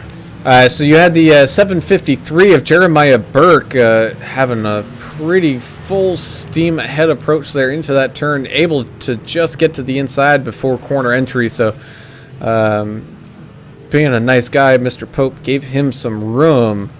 However, at the same time... Yeah, we lost Trevor. Packet loss. That's what I was worried about. Oh, no. We lost Trevor to packet loss? Yeah, we did. That's I a computer term. We can put, some guy that runs Amazon into space on a giant thing. But we can't get this thing figured out. A giant phallus-shaped spacecraft. We didn't want to. Well, I had to go there. PG-13. Yeah. Yeah, terrible. And John That's Hurt a medical term, I think. disconnected. But yeah, Trevor Robertson, he was up there, man. What a break for him. Terrible break. Yeah, Chan the man pointing out tire wear is critical. Absolutely, 100%. That's going to be everything coming down the stretch. Fuel mileage that's out the window. That has nothing to do with how these guys are going to do. It's all about the tires, 100%. So right now, kind of unlucky for Trevor, but lucky for Josh there. That's going to give him a 6.5 second lead. And, anything can happen, and it probably will happen. But we'll just have to wait until the end to find out, as Timothy Pope coming out of pit lane right now. He's got a few cars right there in front of him for position, all of them on slightly older tires. You got Zachary Self, who's had a solid day there. Also, Jonathan Osborne, Eric Klafka as well, as they come in here into this kind of second tight right-hand turn. Zachary Self up 4 positions. Actually, 3rd, 4th, and 5th are all up 4 positions. Yeah, and you know, Jess Vaught had a pretty bad beginning of the race. He's still down 8 spots, but he's been fighting his tail off. And at 33, it looks like a really cool school machine. So he's fighting. Harry Gant kind of revamped, you know? Yeah, just kind of a 2021 version of Harry Gant, which that guy was cool. So Angelica Timmerman biting her nails because I guess it's pretty edge of your seat racing. And well, I'm glad she's watching. You know, giving a shout out to Lori too, who keeps everybody in line on the track. Yeah, that's right. I bet she's having an easier time tonight, I think. But yeah, so still there. The only easier job than her tonight is the pace truck driver, pace car driver, whatever, or pit reporter. Well, yeah, it's pretty simple for me, guys. Let's see, double zero of Klafka tried to make a move on the outside coming into that final turn with the 81, just not able to carry the speed off the corner, which also made Timothy Pope check up just a little bit. So those guys have all kind of spread out just a little bit. I think Dave Mayberry also had another slight issue there, but he's back rolling once again. Brian Jablonski coming down pit road, and kind of by the looks of it, he's one of the last ones that needs to come down. Excuse me, Dave Mayberry needs to come down once more, and Mike Everidge, who is just coming down now. So that, I believe, will conclude our cycling once when Dave comes down pit road. Dave having a very rough day here today, but you know what? He's sticking it out. So Justin Hutchinson and Rick Watson were talking about, hey man, what happened to Trevor? We didn't see what happened. What happened with Trevor is what they call, what they name now as simulator disconnected due to incoming packet loss, which is a data error. So he lost internet somewhere between his computer and the iRacing server. Something happened, and that's what happens. It kicks you. But Trevor Robertson is reconnected, so he'll probably go out and make a few more laps. So yeah, he's gonna fight his way back. What a heartbreak for that guy. He raced so damn good. Yeah. Well, I mean, it happens, unfortunately. You know, you talk about the pit reporter just having an easy day. The pit reporter's been out here looking for deer. I don't know. Wetting his ass off, too, yeah. Yeah, I'm just looking for deer out here. That's, it's getting to be deer hunting season, so I thought I could. Both season's open, bud. Well, it depends on where you're at now. Well, yeah, it is down here. Yeah, so I like to use a crossbow now. I'm getting old, but kind of cheating. I ain't worried about it, though. Yeah, Josh Bittner getting a solid lead up there in the front. He's about 8 seconds, and right now we're following along with Jeremiah Burke. He's currently sitting in second, and he's got a 40-ish, 41-second gap back down to third. But, I mean, we still have a fight going on here for third. Yeah, Alex Forget Barube in the 19 truck, he's up 16 spots. He was touching the top 5 earlier, right before he had to make his last pit stop. So 19, he's up 16. He's your hard charger tonight so far. The Canadian in that number 19. Yeah, and then you're talking about third. You got Zachary Self, Jonathan Osborne, Eric Klafka, Timothy Pope, kind of all bunched up fairly close. Anybody could get up there and absolutely grab it. We still have quite a few laps to rip off. Guys are running hard too. We got less than 10 laps to go now, boys. Man, that sounds so good. It's almost like playing Yahtzee. I ain't played Yahtzee in years. As Osborne gets a little too much on those turtles and it unsettles that car a bit. He's able to keep her straight and rolling, though. So great save from Jonathan Osborne there, coming off of turn number 1. John's all over it, man. He's had a loose truck. I'm wanting to say at least 2/3 of this race, but he's doing a great job of holding on to it and recovering. Even if the back end of that truck gets a little bit loose, he's done a pretty good job of keeping it straightened out there. Yeah, and coming out of that second hairpin was Timothy Pope, a little loose, a little hard on that throttle, but he's able to keep her steady and try to claw his way back up into this kind of little bit of a groove. But looks like Jeremiah Burke, he's been running down Josh Bittner up there at the front a little bit. I don't know if Josh is saving a little bit for, just in case for a sprint at the end, or what's going on here. But, I don't know about these guys. He may be saving it for when it counts. And I've known a few guys to do that. You know Greg Klein from a couple other leagues that we've raced in, and he's one of those guys. He'll save, and then last few laps, you better look out, man. Here he comes. Yeah, Trevor Robertson on YouTube confirming that, man, he had some bad internet. He had some weather move in, had some pretty heavy rain, and internet just conked out on him. So sorry to hear that, Trevor, because, man, you were putting it on him. You were having a great race. And yeah, he said, thanks, maybe next week. Yeah, we'll be watching for you next week, bud. As we watch here, Timothy Pope trying to sneak up that inside of Eric Klafka, and he will have the inside line coming into this right-hand corner. He's able to just hang on to it. Oh, and Klafka getting a little loose coming off. That looked like a little net code. The 88 looked like the truck behaved like it rear-ended the truck in front of him, but I know he didn't. There was 3 or 4 feet between them trucks, but it looked like maybe a little net code there. We'll see. They were also watch this replay for sure. They were stomping on the brakes as well, so that could have been a kind of issue along with it. I mean, you've got a second gap between 3rd and 5th, so you still got quite a few guys here in the mix. Just one mistake, and this is where I was talking about. Now's the time. You got to be perfect. Is right now in these closing moments with 7 laps to go. Well, is anybody going to turn anybody? That's what I want to see in that battle for 3rd. Well, when money's involved, all bets are off. Oh yeah, there is money involved in this one. Rick Watson saying, "Come on, Oxendine, drive hard.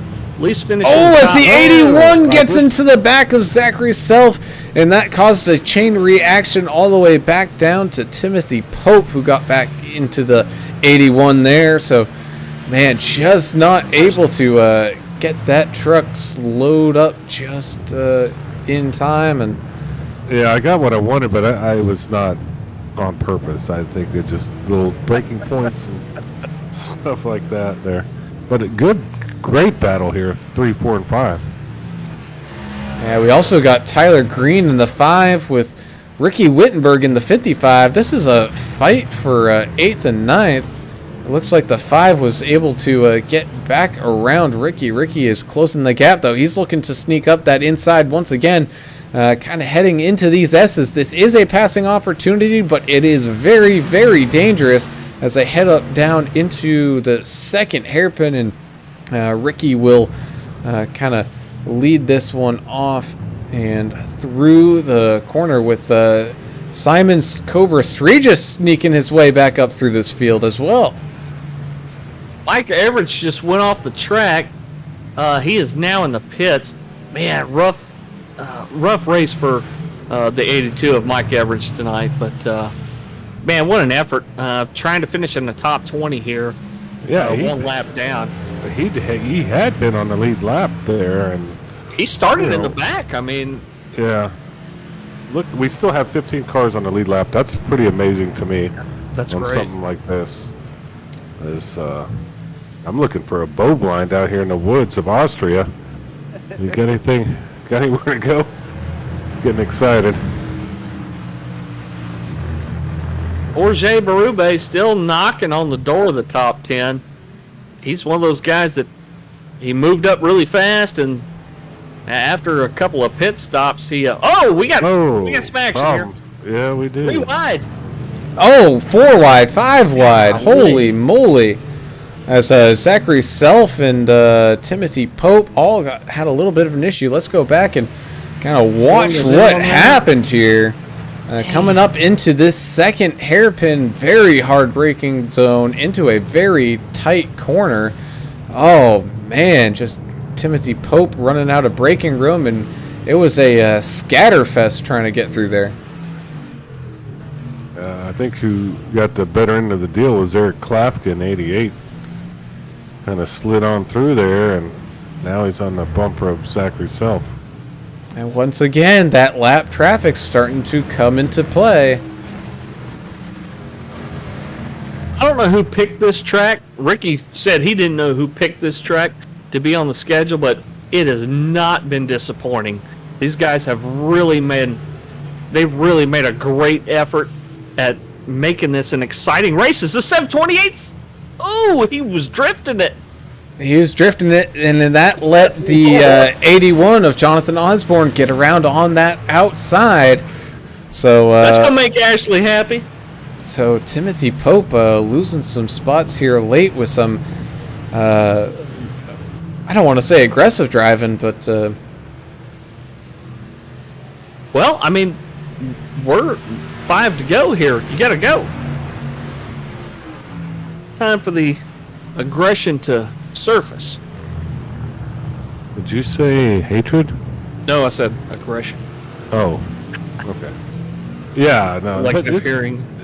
It's a heck of a battle here. You know, I know the guys out front are kind of running away with it a little bit, but 3, 4, 5 here. This has been really fun to watch. Actually, third place pays out. I mean, that battle for third's gonna as heat up here.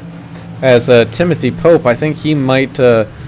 I know tire heat is a thing. I wasn't so sure about the brake fade that you guys were talking about. I don't think that is quite a thing here in iRacing quite yet, but overheating those tires is, and it looks like Timothy Pope was starting to suffer that just a little bit as he went wide out into that grass, as Eric Klafka getting a little loose coming through this bottom hill section, and he's going to lose a little bit of time to Zachary Self.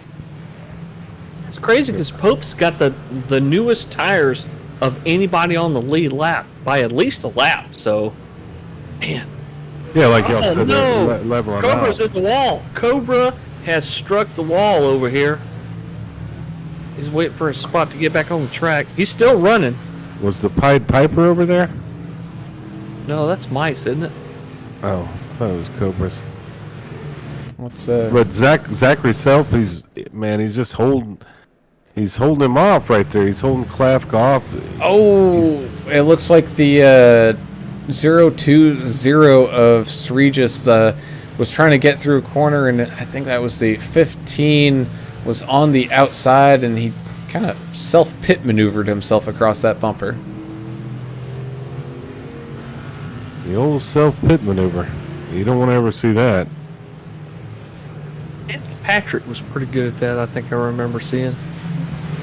Wrecking herself, trying to wreck somebody else. I saw it at least once or twice. She was a great driver. I don't know what you're talking about. Oh, I'm not discounting her at all. I'm just saying I've seen some old highlight reels that were. There's a few, just a few. So we're definitely coming down to it. 3 laps to go. The next time Josh Bittner crosses that line, that's going to be 2 laps to go, and that looks like that gap might have closed down quite a bit. Looks like it's, what, 2.5 seconds now? Yeah, they're getting together up front, aren't they? You talk about Danica Patrick But if you want to Oh, talk as about Ricky Wittenberg is spun out in the inside of the track, that's also going to kind of block the track to Jeremiah Burke, who's, man, I don't know how he's able to kind of sneak through Ricky. that one. Boy, Get oh her boy. turned around. Yeah, boy, it's heating up front. Oh shit! I want to mention that I do like Haley Deegan in the truck. I like the way she drives. So Danica Patrick just was. I tell you what, Haley's gonna move up quick. Yeah. Zachary Self. Anybody that's following her career. Zachary Self is trying to hang on to a position. Eric Klafka is all over that back bumper, which has seen better days. Looked like Klafka was trying to work around, maybe do a crossover maneuver coming through that corner, and just wasn't able to get it to pan out. But man, these guys are still going at it for a top 3. Thanks everybody on YouTube and Facebook and Twitch for watching us and commenting. We appreciate all y'all. Rick, Justin, Chan, Ashley. Thank y'all so much. We and Rick, we appreciate all y'all, and thank you so much for watching. And please support our sponsors, D&D Race Graphics and Keller Williams Realty of East Tennessee. They put up purses for these races, so You're gonna have to pick the super fan of the race. As Yeah, Brown. We're sitting here close to the end of this thing. here we're getting there. We're getting there as Josh Bittner makes his way through the final turn another time. Excuse me, no, wrong part of the track. That's the a couple of these corners look the same from my point of view, Yeah, they do. guys. So That's where I put my bow blind right there where the trees are. Man, it's cloudy and it's starting to get dark here. Kind of strange that it's this dark it's not even 5 p.m. Austria time here. Well, it's in the Arctic Circle. I mean, that's kind of what happens. It is up not the Arctic Circle. Oh, Where do you think we are? Sorry. Get confused.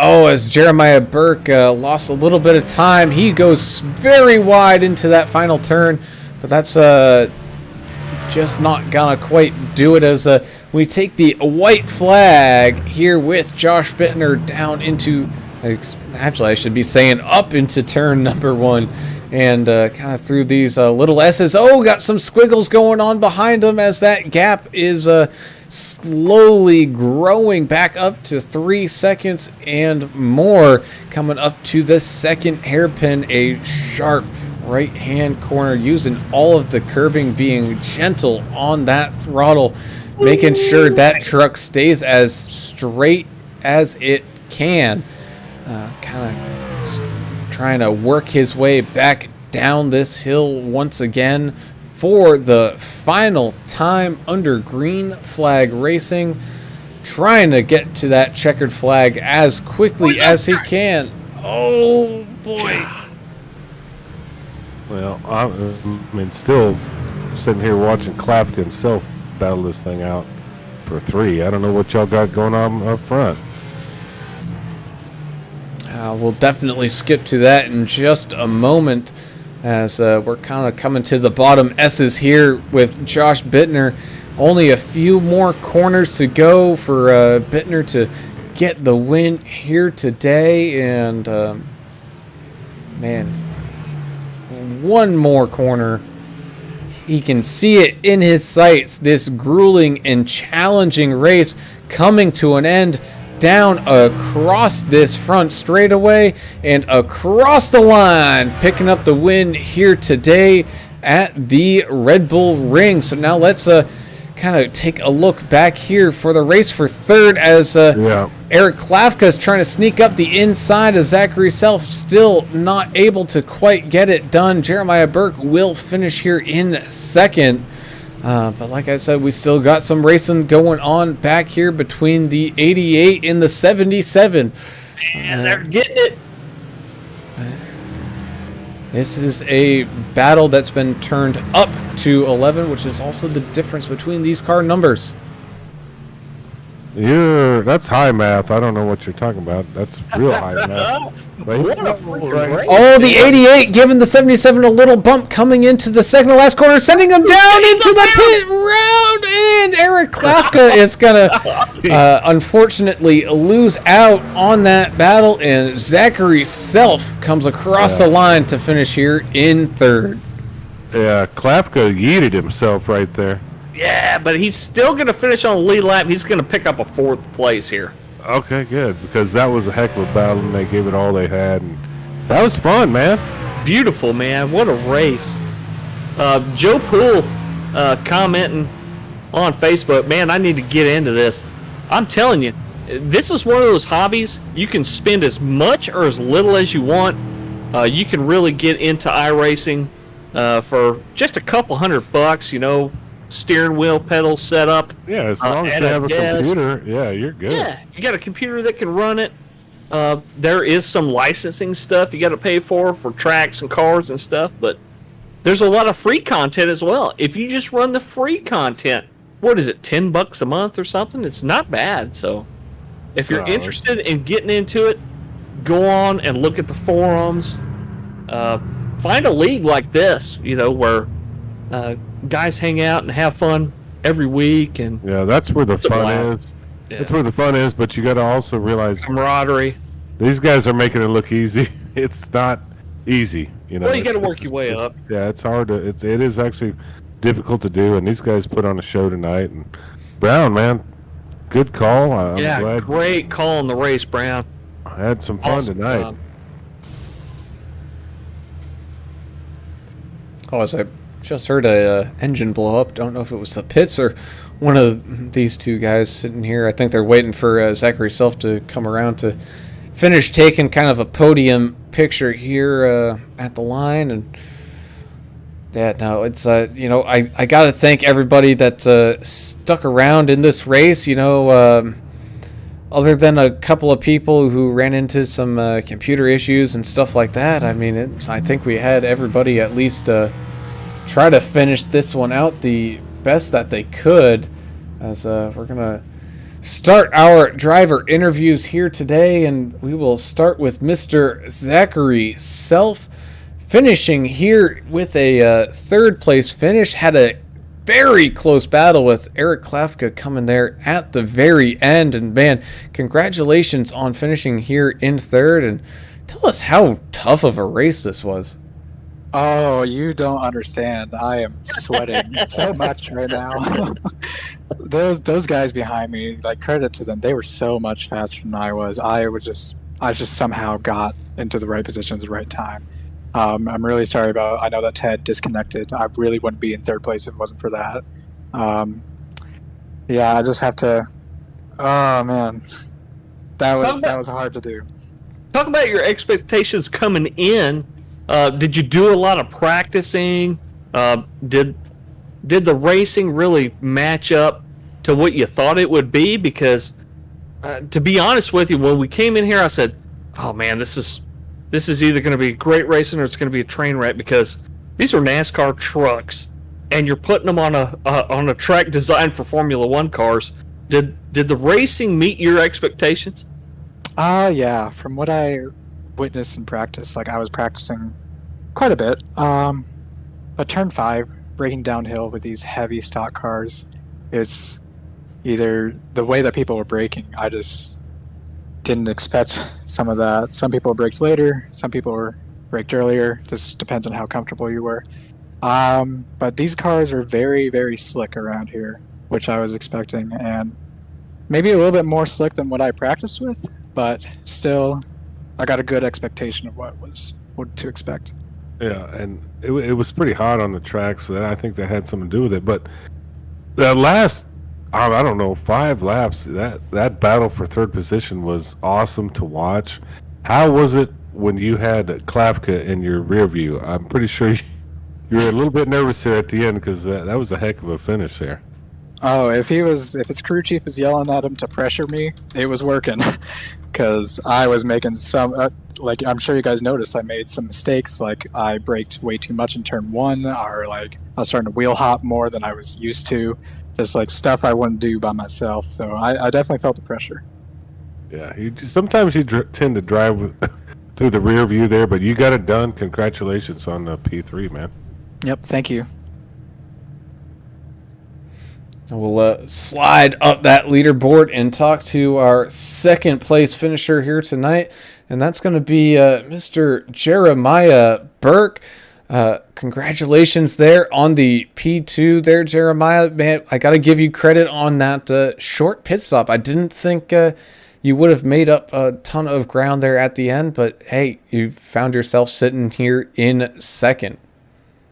Man, thank you guys. That's a bittersweet second place. I think I had the truck to win the race, but that first pit stop, I had to go to the bathroom. I got out of the rig and went to the bathroom and come out 14 seconds behind Josh. Oh my God. That's amazing. That's amazing that you still finished second. Yeah, Oh my! So That's incredible. We've never heard of anything like that happened in any league that we've ever broadcast. Somebody actually had to go to the can, and they came back and still finished second out of a 28 car or 27 car field. Yeah, it was. I did not want to. Trust me, I was leading the race. I did not want to, but it had to go. Well, here's the deal. Next race, put on those diapers, adult diapers, like the astronaut, and you'll win the damn thing. Gatorade bottle. Yeah, or something. Man, dude, that's actual insider baseball information there. Congratulations. That's Thank pretty you. sweet. It was a good race. I hope I got some highlights there. I know I had a 3-wide pass. Oh, yeah. Lap cars. Absolutely. Yeah, we were talking about you quite a bit there. You got anybody you want to shout out to or anything like that? Shout out my teammate Albert down there in the 12 car. I know he had a rough race. My other teammate Mike Adamson couldn't be with us tonight, but Ricky, Jess, Kelly, Dave Mayberry, Ricky Wittenberg, everybody here puts this league on. This is the most fun place to race.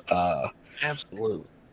It shows every week, man. And yeah, congrats to Albert Anderson. He did finish up seven spots from where he started.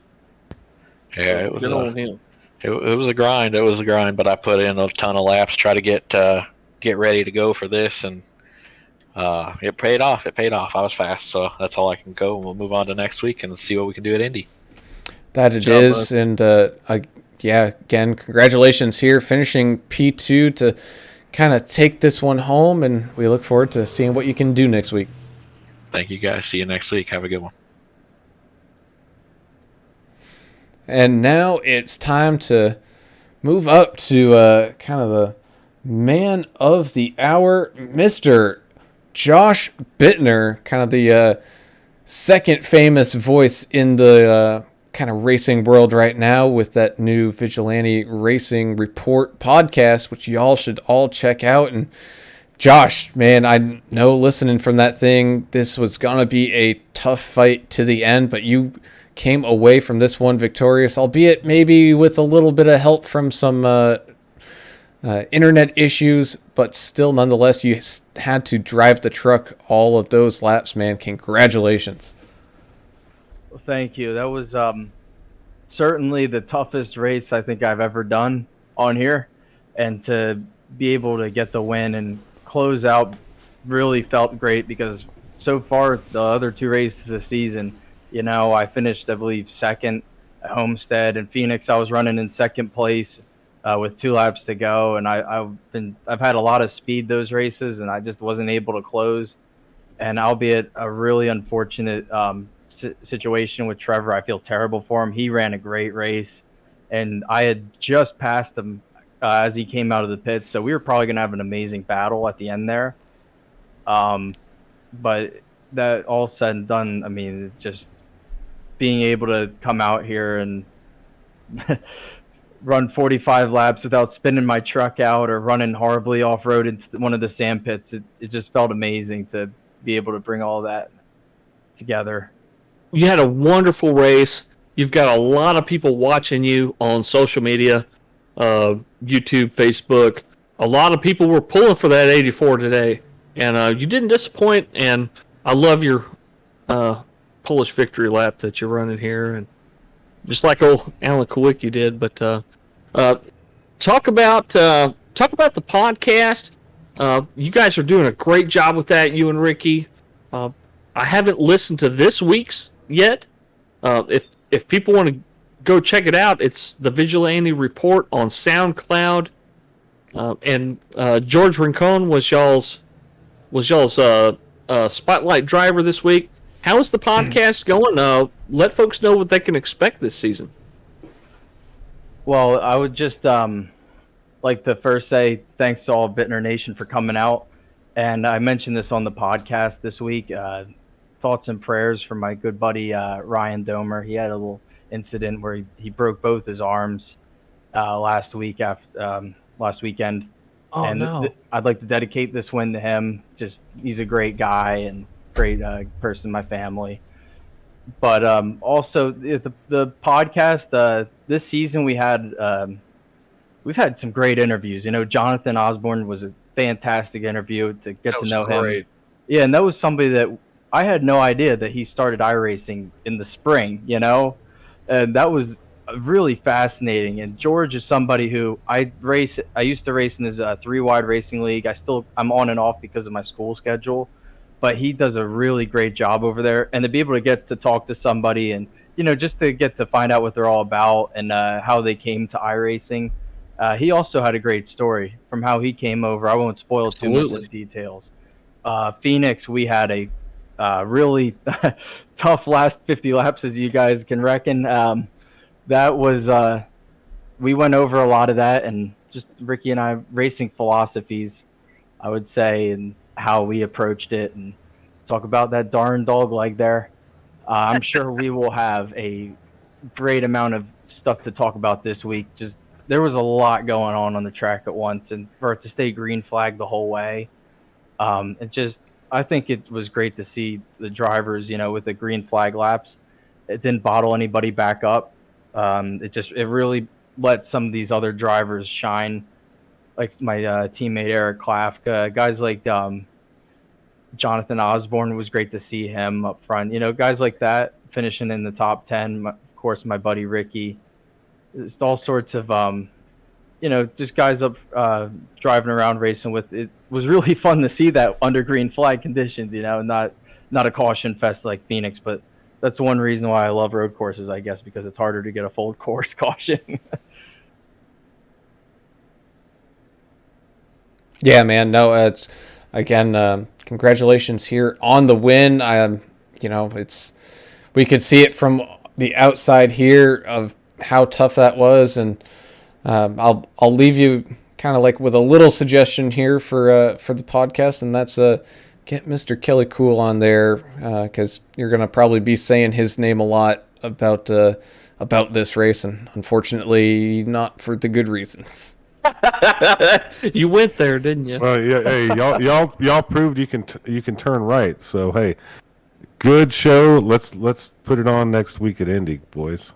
Yeah, I talked to Kelly after the race. He said not to talk about it on the podcast, but I think we might have to do like a little sneak attack or something and lure him on to the show without. Yeah, there you go. Also to be fair to him, I don't think he has the most off tracks. I think that belongs to Mr. Timothy Pope. So. Really, and that is crazy because Tim was running so well all race long too. I mean, I had, I think, 19 off tracks or 18 incident points, but they were all related to all the first turn or the last turn, I would want to say. But at the end, I was still was able to get that number 84 Ricky Wittenberg sponsored Keller Williams D&D Race Graphics Ford in the victory lane. All right, man. Hey, we talked a little bit about Trevor, and man, if he didn't have internet problems, do you think you'd be fighting with him, maybe, for one of these first couple of spots? Because, man, Trevor had the truck to beat. It seemed like the first half of the race before his internet took a dump on him. Oh, absolutely, no doubt, guys. I mean, he had, I thought, the best truck out there, along with Jeremiah, who also had his own issues, and was able to come back at the end and make me drive a little more honest. But the real shame was, he's been up front all season. I believe he was the points leader going into this week. Yep. So he definitely was carrying a lot of speed, and there was a lot of weight there. Now, we do have, I believe, 2 drop weeks on the season. So he might be able to use this because I think he had like a 23rd place finish. But, it also comes with the weight of, is he going to be, you have the pressure of, I can't finish worse than that position 2 weeks in a row. Just get that over with, or keep keep those drop weeks in your back pocket. You don't want to use them. But I guess the sad irony is, before this race, I went on Amazon because I saw on the broadcast last week that my internet connection wasn't that great, or like I was blinking a little bit. So I went on Amazon and I got a 100-foot internet cord, and I ran it outside my window with the router and ran it down to my basement. So I was hardwired to my PC for this race. Oh, there you go. So, but yeah, definitely it really sucks because Trevor's just like one of those guys, like so many other drivers in this league that I like talking about on the podcast. Your Tim Popes, your Jeremiah's, guys that you see up front running up front week in and week out, and they're fun to race with. These guys are all really fantastic drivers and clean. It's just great guys. There were so many people that gave me the time of day, just the space to get by them, and I really appreciate that. I know Dave Mayberry made sure to tell me, hey, remember that time I let you by as soon as the race ended. So like guys like that, I really appreciate all the kindness that these guys have towards like the lap traffic guys, towards the lead lap cars. I really respect that out of them. Yeah, man. Well, again, congratulations finishing here, P1, taking home the big win here in Austria, and shipping back to the U.S. next week. Can't wait to see what you can do over there at Indy. No doubt about it. Thanks, guys. Just sent a message to Jess to see if he wanted to be interviewed to kind of talk about future races and what's going on in the league. Well, we know the league is solid, but I mean, what a show they put on here in Austria. Yeah. I don't know if we want to run down this top 10, but what an amazing deal. We can go ahead and do the standings if you want to there. I was going to say, just the top 10, we're going to go through that whole field for you because we know we had a whole bunch of flip-flopping action going on out there, and someone who really didn't flip-flop that much, that's Mr. Josh Bittner coming home number 1 right where he started. Same thing with Jeremiah Burke. He came home with a solid second place finish. Zachary Self was able to just hang on and hold off Eric Klafka there at the end to finish here in third, with Klafka finishing in 4th. You've got George Rincon having a great comeback from kind of falling back early. He was able to get a top 5 finish out of this one. Timothy Pope, not too bad of a run here to finish here in 6th. 7th, we've got Jonathan Osborne with a great battle, and I believe your biggest mover of the race is going to be here in 8th. Mr. Alex Forget Barubi up 19 spots. So a great run from him. He kept that car pretty clean most of the race. Ricky Wittenberg in that 55 coming home in 9th, with Tyler Green rounding out that top 10. Yeah, Jess Vaulton, that 33 old Gantt throwback skull machine, finishing 11th. The Cobra, Simon Sregis in the 020. He had a couple of incidents on the track, but still managed to finish 12th. A couple of these guys, Josh Oxendine in the 63, one of those guys that he had a lot of spins off tracks, still finished 13th. He was threatening a top 10. He had a lot of people pulling for him on YouTube, so congrats to Josh on salvaging a 13th place. The 20 of Zach Wheeler in 14th. The 00 of Jacob Schaffet in 15th. Your first car 2-lap down, the 17 of Brian Jablonski in 16th. The 82 of Michael Everidge. This guy, he raced solid. He had a couple of off tracks. He had some problems early. was still able to make it from 25th to 17th place. Congrats, Mike. That was a great effort. The 3 of Austin Paul finishing where he started in 18th. The 12 of Albert Anderson up 7 spots.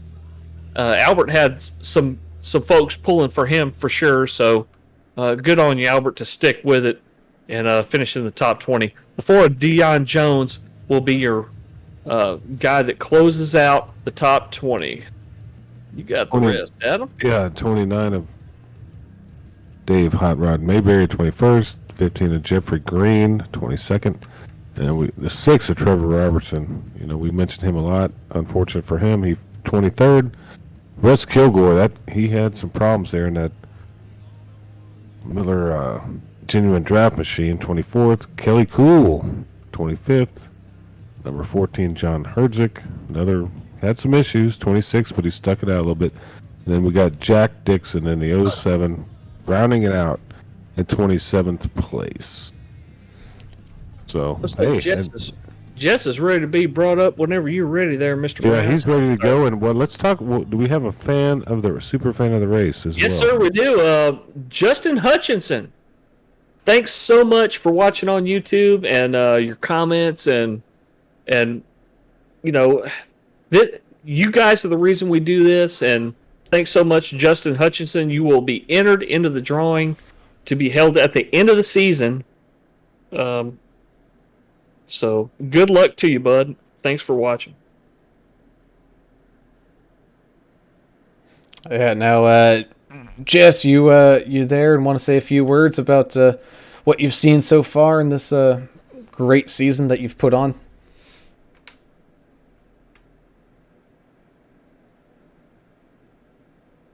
Looks like we might be having some audio issues.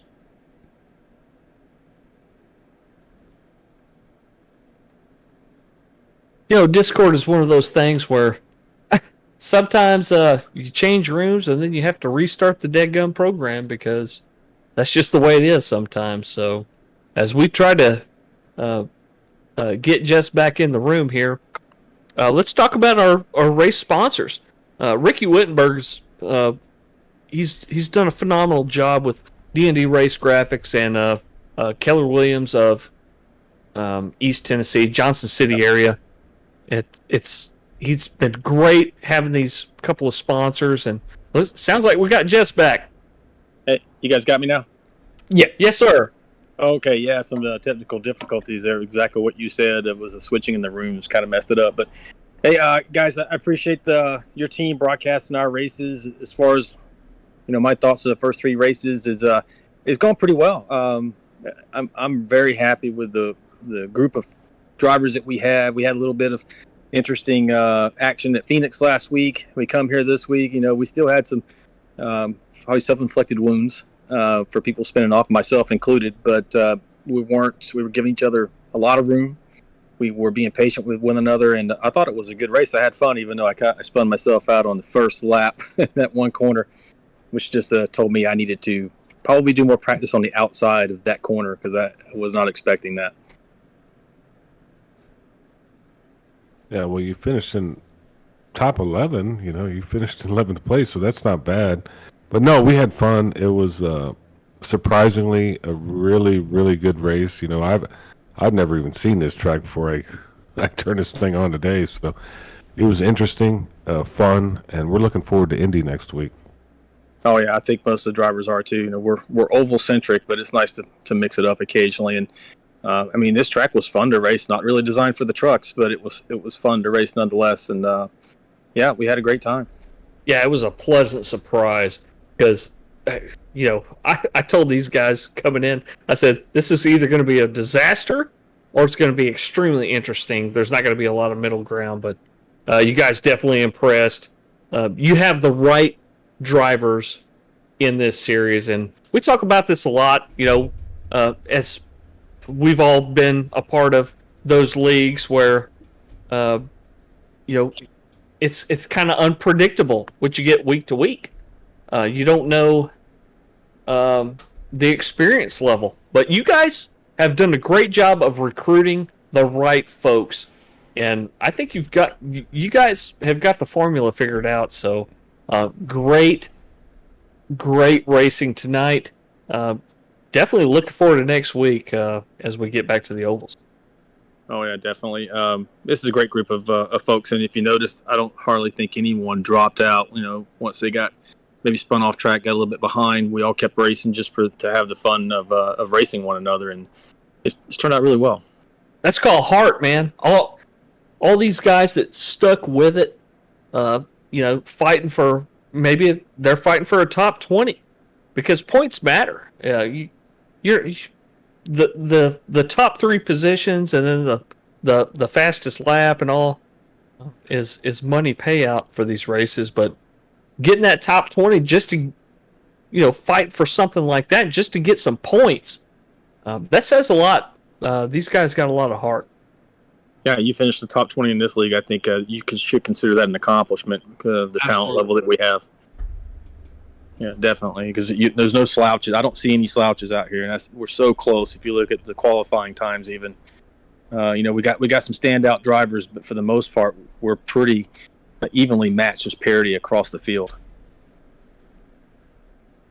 Yeah, man, no, that is for sure, and we appreciate all the time and effort that you and all the other admins and all that put in to put something like this on, and like other Alan said, we're looking forward to Indy and can't wait, man. Yeah, no doubt. Well, thanks, guys. I appreciate it. You guys have a good night.